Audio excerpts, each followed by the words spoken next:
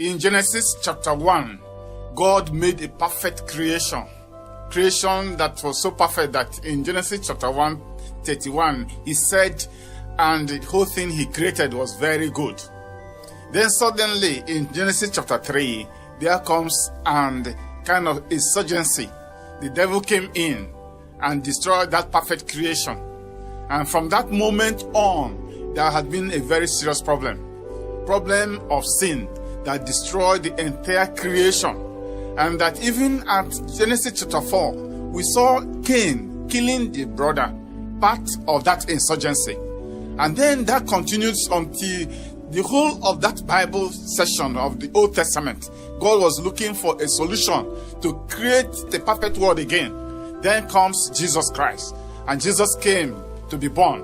And when he walked with men for many years, God used him effectively to show to us that there will be a time this insurgency will emerge so great. Indeed, in Matthew chapter 24, we saw Jesus talking to his disciples, saying that at the time of the end, there will be many insurgencies. Insurgencies of war, insurgencies of famine. But you cannot see that the love of many will wax very cold. Therefore, there will be a lot of war and rumors of war. And that's why when you read Matthew chapter 24, he describes what will happen at the time of his coming. And indeed, when we read there, we see how men will be deceived, how war will come up, how everything will change to the love of self. And now I want to say this, that because of this insurgency, God will require to recreate our world. And when Jesus will come, that will remove all that. But before then, know ye that the insurgency will be in terms of many wars and rumors of war. And that's why you can see the war that is going on in the whole world, Iraq, Iran. You can see that of ISIS. You can see that of the Americans fighting to make sure they sustain their supremacy. You can also see, indeed, the war that is going on around ourselves. What of our area here in Ekpe? We saw insurgency. That because the love of many will wax cold. But what do? We must trust God and everything will be changed. Time is coming. Jesus will change all that. I'm seriously urging you to listen to the song that will come, Insurgency. It will explain more of all that I've said. Thank you and God bless you. What do you have to say, my brethren, on the situation of the world today?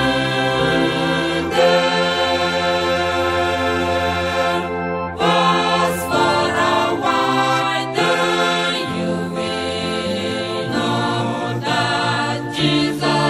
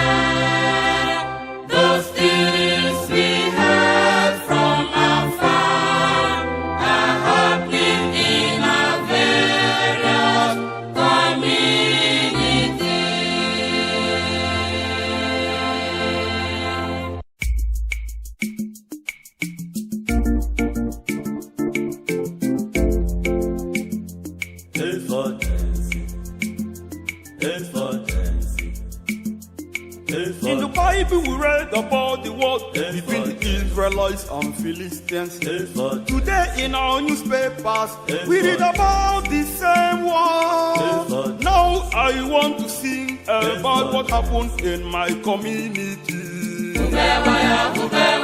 Insurgency. We know about the ISIS. We know Iraq and Iran. Killing of innocent souls. People are rendered homeless. But now I want to sing about what happened in Ahoda, Abua and Omo. Insurgency. We know about Borno State, Boko Haram and their killing. Chibok case we are just missing. We know the Niger Delta militants. Now I want to sing about what happened in my community.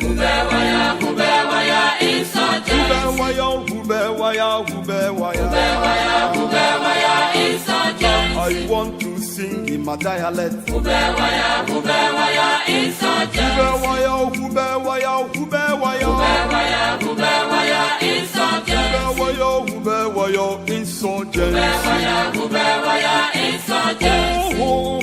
Insurgency. Insurgency.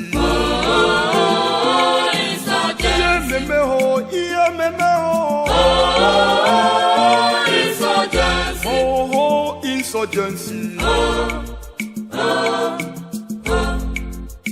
Insurgency. Insurgency. Mutu yogo.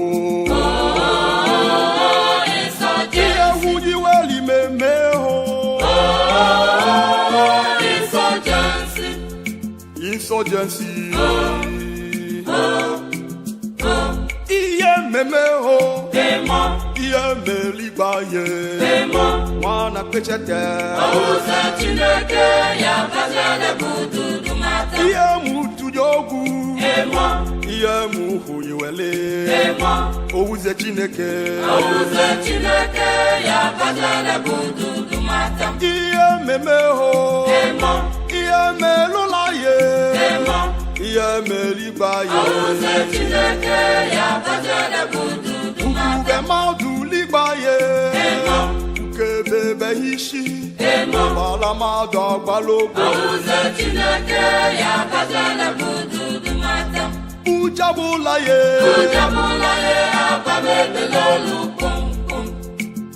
Aye ya balimuya. Ubote mene balabe potako. Ubotu balabo were. Ubotu balabe bayasa. Pemile muya banate mulike. Ujabulaye. Ababe belolu pum pum. Aye ya balimuya. Ubote mene balabe potako. Ubotu balabo were. Ubotu balabe bayasa.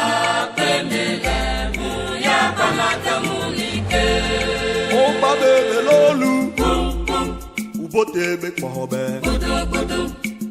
Auze chineke ya bajale bududu mata. Okpabebe lolu. Ubotebe kwahobe. Auze chineke ya bajale bududu mata. Ujabulaye. Akpabebe lolu. Aye ya balimuya. Ubote mele balabe potako. Ubotu balabo were.